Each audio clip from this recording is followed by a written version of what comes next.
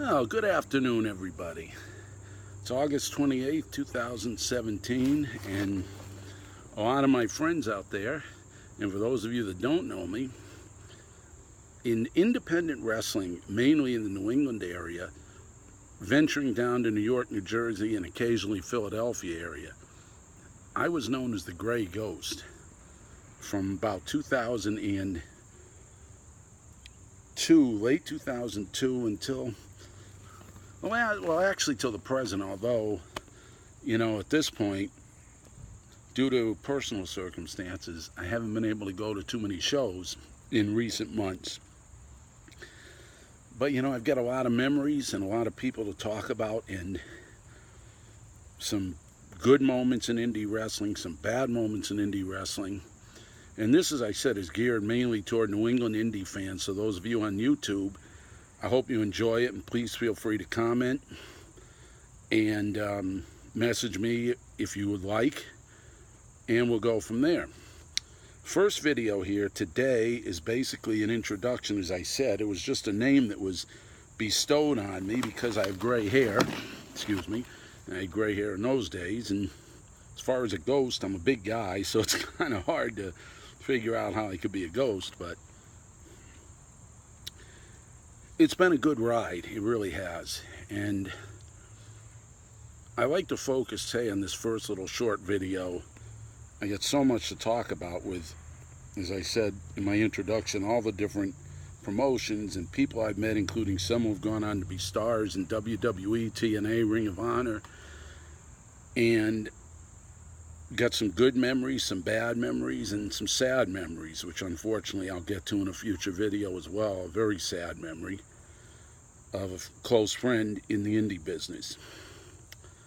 Well, right now I'd like to mention a couple of promoters in New England and what they meant to me over the years. First of all, a man named Eric Newton, who was a promoter here in the area not too many years ago in the New England area, mainly in Massachusetts.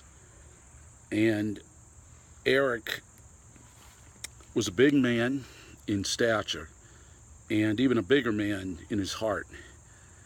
And the short time I knew Eric, who unfortunately tragically passed away at the height of his promoting in New England Frontier Wrestling in the early days, he was involved with that and more.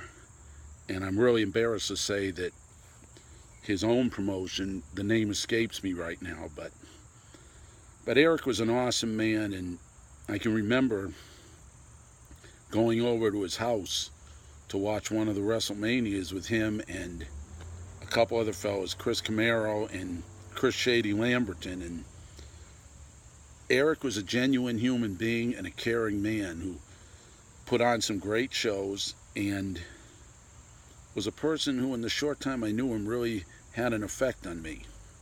God rest your soul, Eric, and I know some of you out there from the New England area that may be watching this, you certainly can probably sympathize.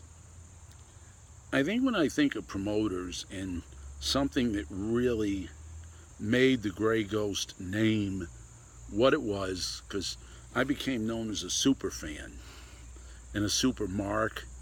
I was cheering and booing like crazy, jumping up out of my chair, kicking chairs, slamming chairs. And in future videos, you're going to hear some of those stories that as the years have gone by, that I'm not too proud of. And for now, though, I really believe that there was, I really believe to this point that there was nothing that exemplified why I was the supermark, and I actually tended to believe I was a legend in my own mind, as a good friend of mine, Mike Jazz, said.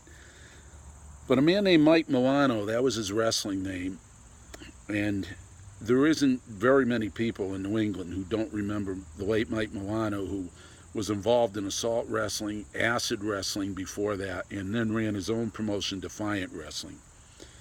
Well, Mike was one of the people who had a vision, and his vision, especially when he took over his own company and ran Defiant, really transcended down to some wonderful people, Jimmy Mees, Jim Sullivan, J.J. Alexander, and so many wonderful people that I've met.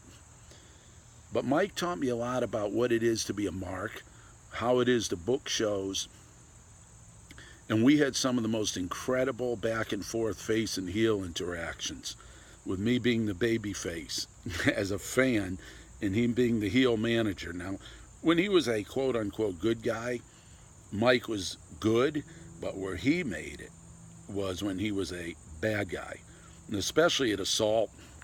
And you remember Riders Cafe, a few incidents there, and those of you that know me, you know that all the years that Mike and I grew up to respect Mike very much, and all the people that worked for him, and he's sadly missed today. But I recommend these two people, Mike Milano and Eric Newton, were two of the most significant promoters in my life that really got me going into wrestling after that fateful day when a friend of mine from the sports collectible world told me about an indie show in Enfield, Connecticut here, and I didn't even know what indie wrestling was. I was a WWE, NWA, the whole 9 yards. But it's been a long journey, and you're going to hear a lot of stories, a lot of things that some people that watch these videos from New England won't like, some that will. But as a little background, again, God rest both Mike Milano and Eric Newton's souls. You guys were incredible, and you got the Gray Ghost really to earn his reputation, which is both good and bad in the business. But next episode, later this week, hopefully, I will discuss some managers and some other personalities besides the promoters, both past and present, that I interacted with over the years of indie wrestling. Hope you've enjoyed this, and it's going to be a long journey, so buckle up. And could end up being a last man standing match, but I hope you stick along for the ride. Thanks, and God bless.